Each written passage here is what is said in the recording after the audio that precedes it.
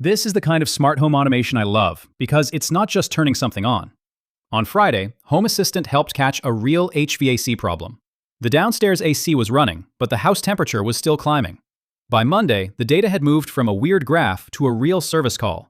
That's the part I like. Home Assistant gave me evidence I could trust, without me standing next to the thermostat all morning. The eventual fix was the downstairs blower. Home Assistant didn't identify the part number or make the diagnosis. It just made the failure hard to ignore. Cooling was active, and the room wasn't recovering. That incident pushed me to tighten up the maintenance dashboard. The top row is intentionally boring. Downstairs runtime, upstairs runtime, last filter dates, and one condenser line cleaning date. These are the things I actually need to act on. The runtime counter starts with a binary sensor.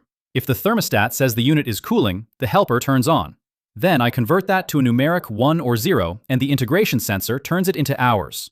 That gives me an odometer for each air handler. When I change a filter, I tap the date card, open the reset script, and press run. That updates the date and resets the runtime back to 0.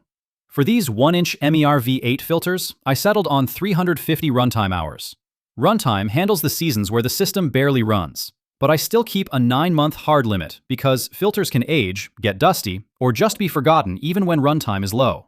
The notification goes to me, has a 3-day snooze, and has a filter changed action. I don't want a reminder that nags every hour. I want it to come back when I can actually deal with it. The same idea works for condenser and condensation line maintenance. The work only takes a few minutes, but it's exactly the kind of job that's easy to forget until there's a problem. It's not something I need to track separately for upstairs and downstairs because I wouldn't clean one and ignore the other. So the dashboard has one last cleaned date for the HVAC condenser lines. The automation checks for 360 days, sends me the reminder, and lets me snooze it for 3 days at a time until it's done. The important part is the loop. Record runtime, watch the outcome, surface the maintenance dates, and make the reset deliberate. That's how a maintenance dashboard becomes more than a checklist. For the next video, watch the notification snooze workflow, or choose the video YouTube recommends on screen. If this helped, liking and subscribing helps other Home Assistant users find practical automations like this.